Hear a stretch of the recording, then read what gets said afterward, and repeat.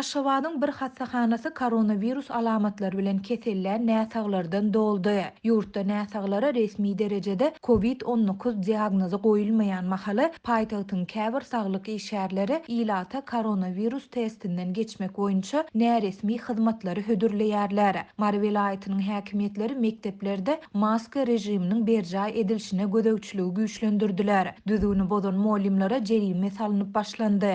Bu barada Adatlyk radiosynyň türkmen sannak habarçylary 21 dekabrda gurrun berdiler. Adatlygyň Aşgabatda habarçylarynyň biri paýtagtyň fiziologiýa ylmy kliniki merkezi hastahanasynyň koronavirus alamatlary bolan näsaglardan dolandygyny habar berýär. Habarçy bu hastahananyň anonim şertde söhbetdeş bolan saglyk işgärlerine salgylanyp, bedara ýüz tutan näsaglara indi öýde bejerge almagyň maslahat berilýändigini aýdýar. Saglyk ýagdaýy bir neme gowlaşan, gyzygyny peselen näsaglary hem dessine hastahanadan çykarýarlar. Olara saglyk bejergilerini öýlerinde dowam etdirmek tapşyrylýar diýip saglyk işgäri aýtdy. Adatlygyň habarçysy ýurtda näsaglara resmi derejede COVID-19 diagnozy goýulmaýan mahaly paýtagtyň käbir saglyk işgärleriniň ilata koronavirus testinden geçmek boýunça näresmi hyzmatlary hödürläp başlandygyny hem belliýär. Aşgabatyň şäher laboratoriýasynyň käbir işgärleri COVID-19 testini 110 manada geçirip berýärler.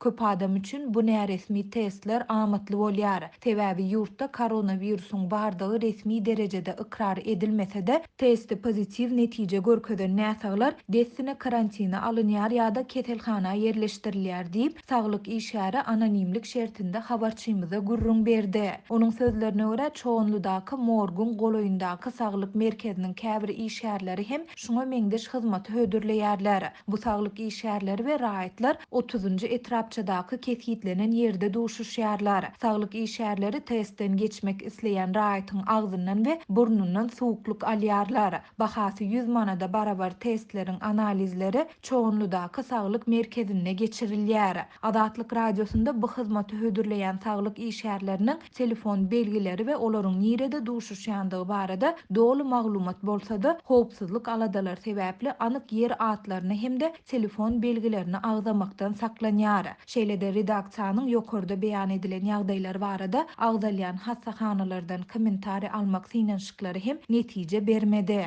Bu aralykda Mary vilayatyna habarçymyzyň maglumatlaryna görä 21 dekabrda Bayramaly şäheriniň polisiýa işgärleri orta mekdepleriň tas ählisine aýlanyp duýdansyz barlygy geçirdiler. Adaty raýat egneşigindäki polisiýa işgärleri maska rejimini berjä etmedik muallimleri we okuwçylary ilki surata düşürdiler. Polisiýa işgärleri mekdebiň içinde we howlusunda burnu açyk ýa-da asla maskasy surata düşürilen muallimlere özleriniň polisiýa edarasyndan gelendigini aýtdylar.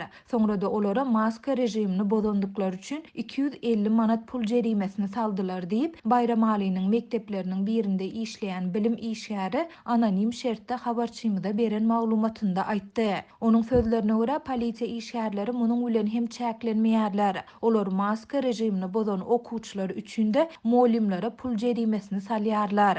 Polisiýa işgärleri düzgün bozan okuwçynyň haýsy klasda okuýandygyny we sınıp ýolbaşçysynyň kimdigini anyklaýarlar. Olar sınıp ýolbaşçylaryna siz okuwçylaryňyza buýurmadyňyz we gödäwçilik etmediňiz diýip her bir okuwçy üçin sınıp ýolbaşçylaryna 100 manat jerime saldylar diýip bilim işgäri sözüniň üstüne goşdy.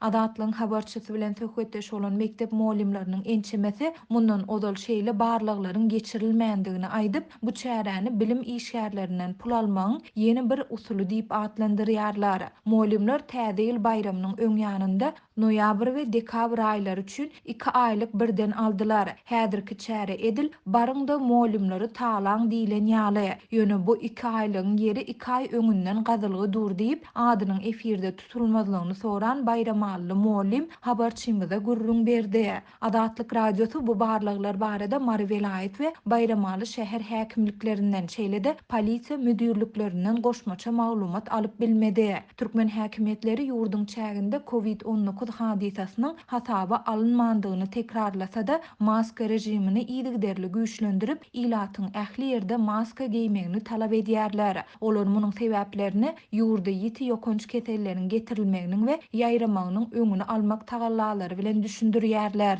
Bu aralykda Russiýanyň we Türkiýanyň Aşgabatda Russiýadaky ilçixanalary ýurtdan gitmek isleýän raýatlar üçin charter reýslerini guramalaşdyrmagy dowam etdirýärler. Bularyň değişiklikde 25-nji we 22-nji dekabrda amala aşyrylmagyna garaşylýar. Bu maglumatlaryň arasynda Türkmenistanyň migrasiýa gullugynyň Russiýa gitmek isleýän türkmen raýatlarynyň munyň sebäplerini düşündirmegi talap edýändigi barada Türkmenistanyň Kronikasy neşri habar berýär. Soňky bir näçe günüň dowamında paýtagtda ýaşaýan we gitmek üçin Rus wekillerine ýüz tutan türkmen raýatlaryny migrasiýa gullugyna söhbetdeşlige çagyrýarlar. Olar raýatlarda näme üçin Russiýa gitmek isleýändiklerini we haýsy resmi namalar esasynda Rus ilçihanasyna ýüz tutandyklaryny görkezmegi talap edýärler diýilip neşriň 20-nji dekabrda çap eden habarynda aýdylýar. Maglumata görä Rus türkmen ýagny goşa raýatlygy bolan adamlara odien päsgelçilik döredilmeýär, ýöne olardan jikme-jik düşündürüş talap edilýär. Diňe türkmen migrasiýa gullugy razylyk beren halatynda türkmen raýaty charter uçuşunda Russiýa gitmek üçin Rus ilçihanasyna ýüz tutup bilýär diýip neşir öz ýurdu içindäki habarçylaryna salgylanyp çap eden habarynda belleýär.